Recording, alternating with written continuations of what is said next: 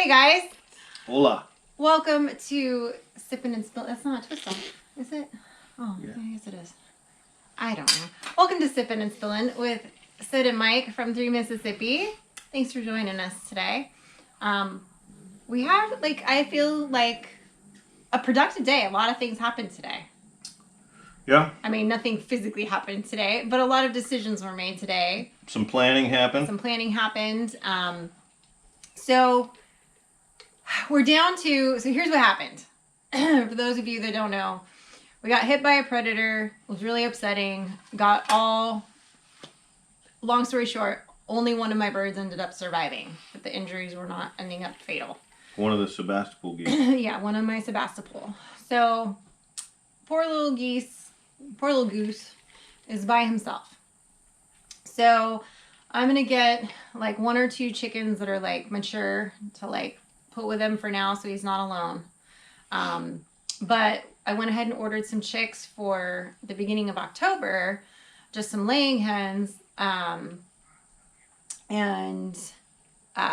We are going to start we started designing the coop, and I'm really like the design of it. Those of y'all that watched yesterday's Sippin Spillin and got to see that argument, debate, fight, know that we have a little bit of a priority struggle.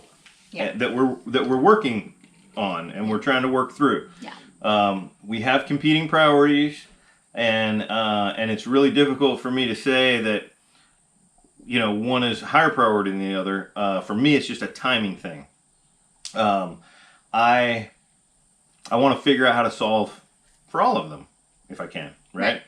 For me, the cold room is a more time sensitive project because of harvesting meat off the land, right?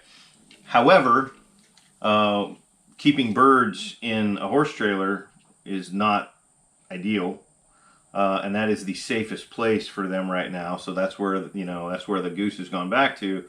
So we need to solve for that, right? We need to solve for home for the goose, but I don't want to build things twice. So We're having this conversation about what's the long-term plan for housing the fowl so that we can do it right the first time, right? Mm-hmm. And then win. It seems like that's, I wasn't going to build anything until winter. Well, winter's coming. And, if we order these chicks, these laying hen chicks now, and when are they going to ship? Their hatch date's October 3rd. So that first week in October, they'll be shipping Monday, out. Right? Yeah. So they'll be shipping out. So then you've got, 8 to 12 So we probably have them weeks. by Friday the 8th. Yeah. So then you've got, 8 to 12 weeks before they're feathered out and ready to go into a coop. So where they're just going to be in the brooder. And the brooder's easy. We're just going to, do a stock tank brooder and yeah, we're going to need a good stock tank in the spring anyway. So that's what we were saying. It's just rather than try to build one out of boxes or whatever, we're just going to pick up a good stock tank this weekend, and then use that for the brooder for now, because part of the new chicken coop build. And ideally, I know this is not the time of year. I would not normally start chicks right now, but we want to get a little bit of a jump start, and we only ordered the minimum amount, which is like 15. Yeah. So in the spring, or when we get closer to, usually in January, they'll list their birds' availability for spring. I can put in the order for the other birds of the breeds that I want for my layers, and get that squared away. Right. So, but at least this way, we'll have 12 to 15, depending on the survivability of these chicks, that are laying in spring, or early summer. So, because any babies that we get in spring, we're not getting eggs out of them, that first summer. The one breed that I got typically starts laying at 4.5 to 5 months. So you will have eggs sooner. Right. But this way, October, November, December, January, February, March, 6 months for your typical like barred rocks. Like the barred rocks that I did. I mean, get, we're getting eggs in spring. Yeah. So, and then we can, in spring when you're supposed to buy chicks, we'll get some more. Right. And then by our second year, we'll be producing the amount of eggs that we want to. But at least next spring, we won't be buying any more eggs. Right, and then I'll be able to cycle through, and I'll have some crock pot hen meals as the years go on and their egg production slows down, so I can keep them cycling through. Yeah, so it'll work out. I feel like that's going to be a good starting way and good compromise, because for me it's really hard. Like, those of you who have been watching the channel know I'm the animal person. Like, that is my purpose. I like the animals, and so it's really hard for me to not have any of them going right now. We also talked about getting leaning more towards like an Anatolian Shepherd. I'm really, really like, the more research I do, the more I like that dog. Yeah. So we talked about leaning towards that, and I'm going to start putting out feelers now for a spring pup. Granted, I know it's going to take time to raise it, train it, all of that before it's really, really, really super effective, which is one of the reasons why we're really building the coop as predator proof as possible. There is no such thing as predator proof. No, you can do the best you can, but I'm going to build this thing. Solid. I mean, I hope the only predator that I'm not going to be able to keep out is going to be like snakes. Snakes is a hard one. And I'm even gonna put in an extra layer of protection for snakes, because. But I just, foxes and coyotes, man, I gotta be able to keep them out. Yeah. Yeah. I mean, the snake. Even if snake gets in there, though, a snake is not going to decimate your whole flock. Right. They're going to go after like one bird. Mostly, they're going to go after the eggs. Well, there are chicken snakes, so that will go after the bird. But there's a chicken snake. That's a chicken snake. But as far as like coyotes, foxes, possums, skunks, raccoons, they just want to. They don't really even eat what they. They eat some, but not until the killing spree's over. Yeah, they go. Yeah, exactly. They just go on like a killing spree, and then they pick at what's left, and it's like that's kind of just rude. And I've been poking my head out there at like 1 a.m. If I wake up and I got to go to the bathroom, I got a 20 gauge by the back door, and I'll go over and poke my head out, and I'm gonna tell you, one of these nights. At 1 a.m, I'm going to poke my head out there, and the neighbors are going to hear a boom. And that's okay with me. Yeah. That's okay with me. It's going to happen. So, yeah, I think I'm going to start this next week kind of putting out feelers as far as the Anatolian Shepherd pup goes, and trying to find, a good line that has good reputation for... Because you don't want to get one that's been so bred or just a mediocre line that isn't going to do the job that you're trying to give it. That's not from a bloodline that has good results. You know what I mean? Yeah, this is a working dog. Yeah. It's going to be an investment. Yeah. It's not going to be a $50 pup down at the corner. Right. And it needs to be from a good bloodline with proven results. And and they're the research I've been doing, they are not easy to train. They're not as difficult as some breeds. I've been reading the Pyrenees is even a little more difficult. Mm-hmm. But it's going to take some work to train this dog. It's it's an investment in the farm, and it's an important piece. I think so too. And then I think once we get and that's just for the poultry, but once we get to the point where we're doing we've got the sheep and things like that rolling later down the line, we might revisit either adding another dog for them or a donkey or something, some other layer of protection to help alert. I mean, with the size of flock that we're going to have, sheep, I think one Anatolian Shepherd can handle everything we're doing. But we'll see.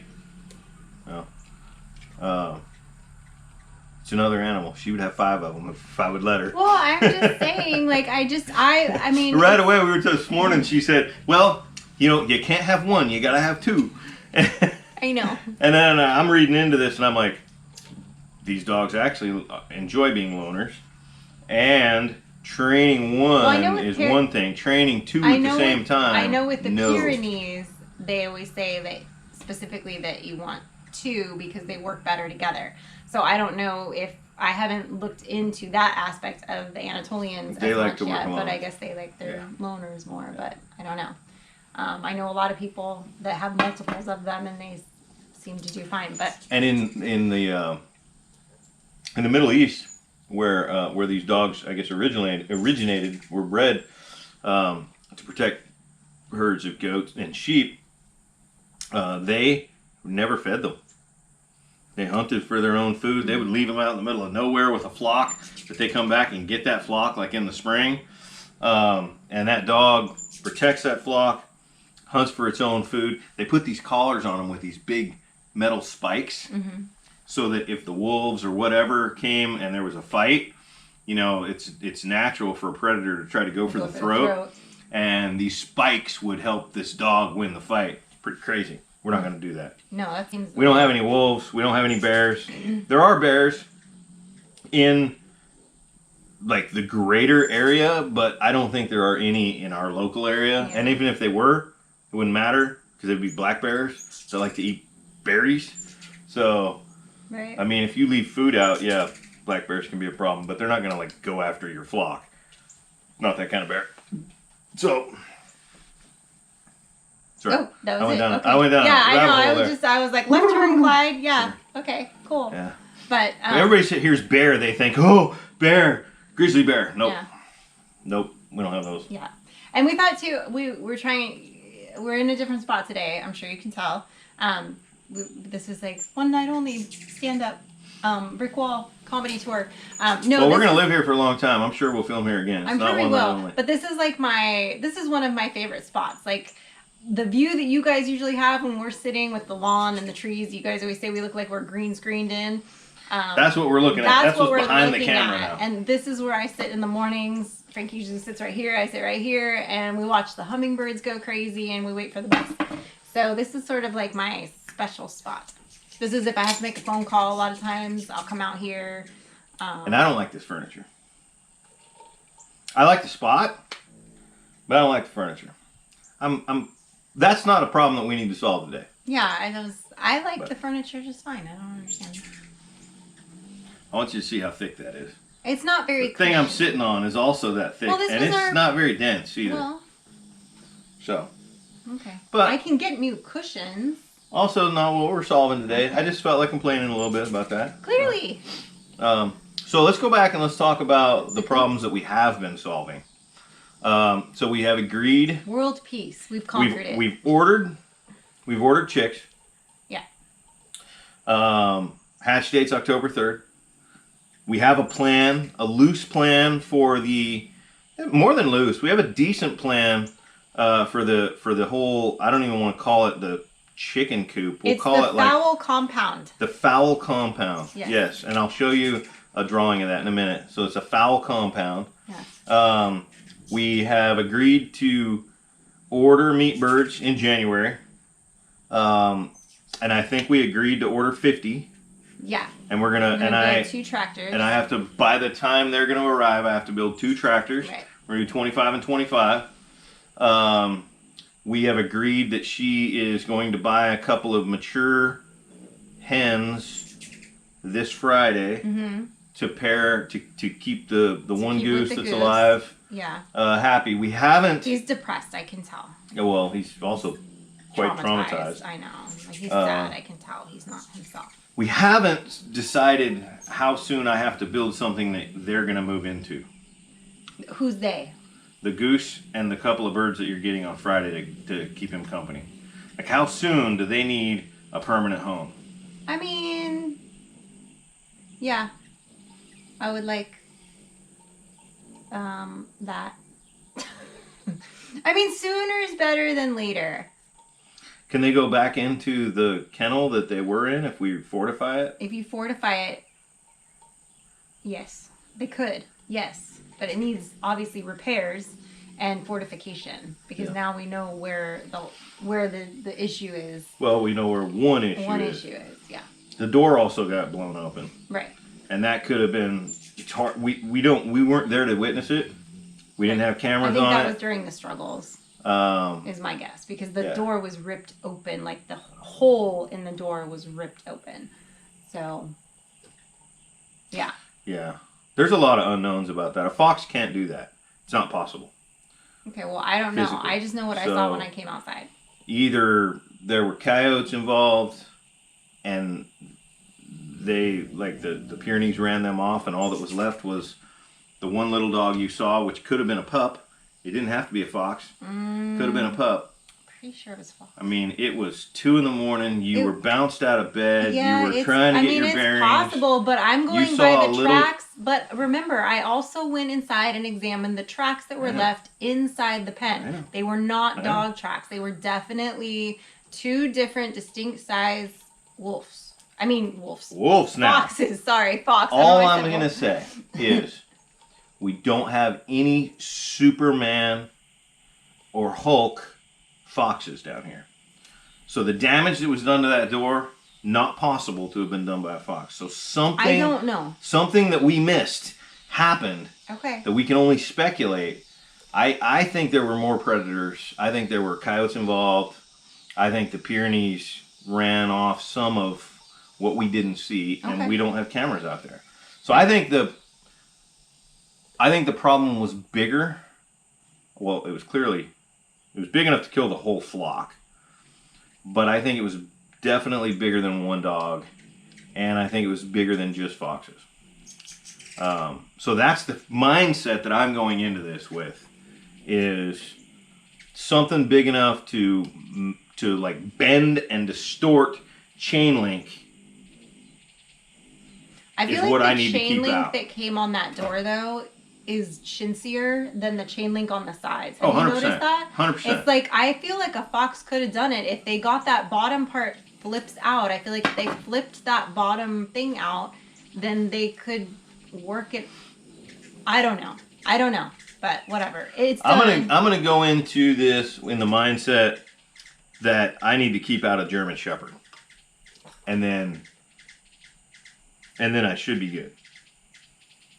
Right? Because the coyotes here are not as big as German Shepherds. Some of them are close, though. That one that I saw was...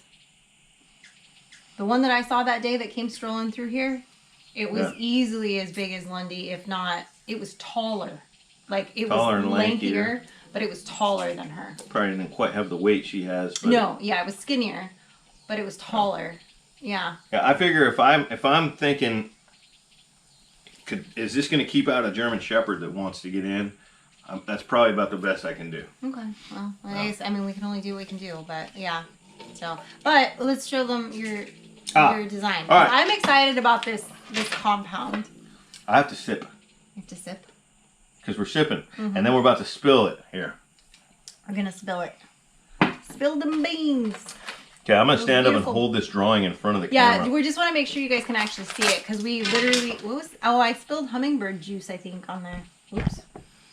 Okay, so here's what's going on.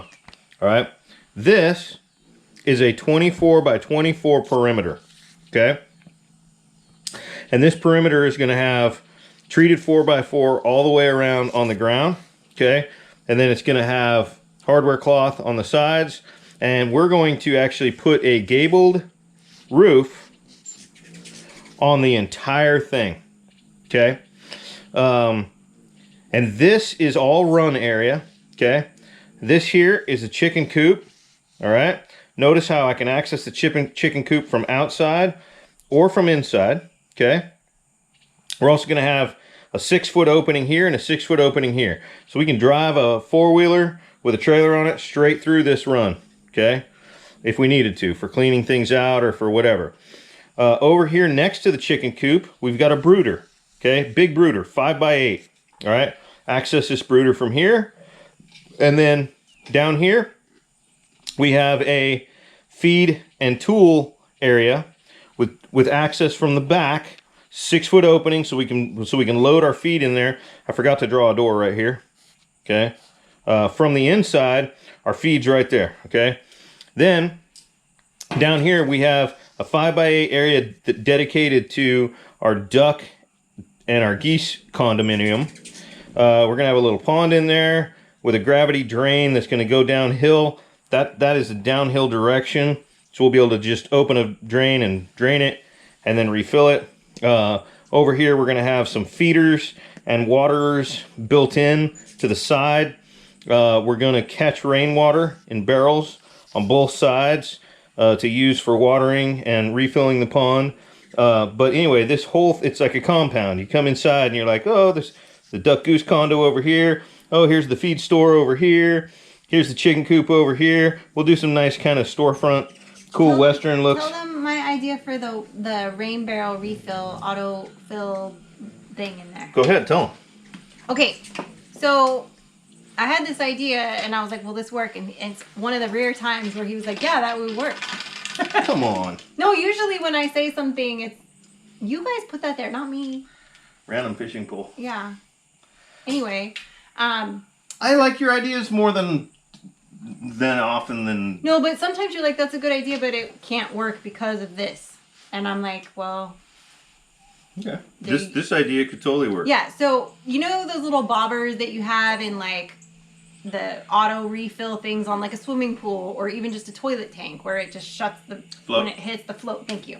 When it hits the thing, it shuts it off or it turns it on when it gets too low. So my idea was in the rain barrel catcher thing that's going to be part of the refill for the water for the birds and for the pond for the birds, that if it gets too low, put that bobber, so like if this is your barrel, you put the bobber down towards the bottom of the barrel. So if it gets too low, then it will refill it to off the hose. Off the hose to that point. Right. But then if it's to that point and it starts raining, it's not going to kick it on. It's going to make it only get filled with rainwater. So it will only go down to that point wherever your safety level is on your barrel, and then it'll just refill it with the hose water. So it's only doing it if it needs to, and you're not having to time it with like, oh, let me go fill it because, you know, it didn't rain for 3 days or whatever. So, but anyway, so I like that idea, and he was said, yeah, that would totally work. So that was exciting. So we're going to do the auto thing and the refill feeder where I just refill it, and it has like the auto feeder that'll keep the critters out, like squirrels and things like that want to eat at your feed and kind of cut into your... It'll slow them down. Yeah, I mean, it helps prevent it a little bit. It's not going to keep them out. No, it won't keep them out, but it does... slow them down. Yeah, I mean, the girls, I don't know, chickens are still messy sometimes with their food and whatnot, so I forgot to light the candles, so there's little gnats now everywhere. Yeah. But yeah, so... I think that's going to be good, and I'm excited about getting... Hey, come there. Oh, come here. Come here. It's way up No, there. I'll be nice. It's okay. No, you won't be nice. He's still being nice. He's over here making deals with skeeters. I'm going to kill that. Oh, he's going to get in a spider web. Oh, look at that karma. He got in the spider web. Oh, he's going to get out. No, he stopped. Okay, well. Nice. As fascinating as I'm sure that is for you guys. Anyway, so I'm excited about this design, and obviously, you know, we'll be building that on 3 Mississippi and complaining on here about how it's going, or... I don't know when that bill's going to start. Yeah, I'm not sure. I know he wants to get started on the cold room. There are tools that he has to dig out and kind of unpack before we could even do this kind of undertaking. So, but it's all going to be, this is when Mike works best, is when I put a little bit of pressure on him, and like, I'm like, oh, we've got birds coming. So now he's like, okay, now it's real. Now he's going to be like, okay. And he's going to like get fired up and do it. Just a little bit of light pressure. Just a little bit. Not that he doesn't work well. I'm not saying you don't work well. I'm just saying like a little bit of pressure. When something needs to be done. Yeah. Then let's do it. Yeah. And then he tends to like stay on it better. And he doesn't go squirrel quite as much. I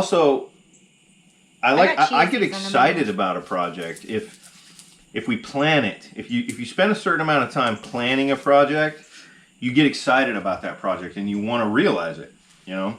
Yeah. So, you know, the only thing we've been doing lately is planning. We haven't physically built or done anything yet. We've been trying to figure out what's the long-term best solution for things. Yeah.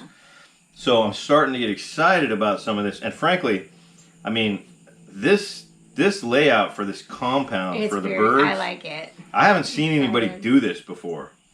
Yeah. Well, I mean, I've seen similar ones, but I feel like this is combining all the best things that I've seen of several different ones. Everything that we hated about our last place. Yeah. That we hated, everything that we hated about the chicken coop, the challenges with it, like we've taken all that into consideration. Right. We've moved our feed out there near it. We're building a fortified run. We're putting that entire run under cover because we're gonna open that run and they're gonna have free range of the pasture. But when it's a torrential downpour going on, you know, how muddy and nasty and ew do you want that run to be? Right. You don't. So, right. I think the things that we learned in the last 7 years at the old property have really lended themselves to a better design. It's not a perfect design. We're gonna do something. Perfect, we're gonna do something that we're gonna say, yeah. Why'd we do that? But I think we've thought about it, and we've been thinking about it since we built the other one, of the things that we liked and did not like about it, that I think we'll be able to incorporate. And just from experience too, just from now raising birds for so many years, now I'm like, okay, this makes sense. This is functional. This not functional. This does not make sense. We should not do this. The simplest things like lifting the lid to check the eggs, right? Pain in the butt. Yeah. Trying to set up a latch so you can hold that yeah. up. Trying to keep the birds from jumping up on top of that. You see all kinds of coops that have that on the outside of it.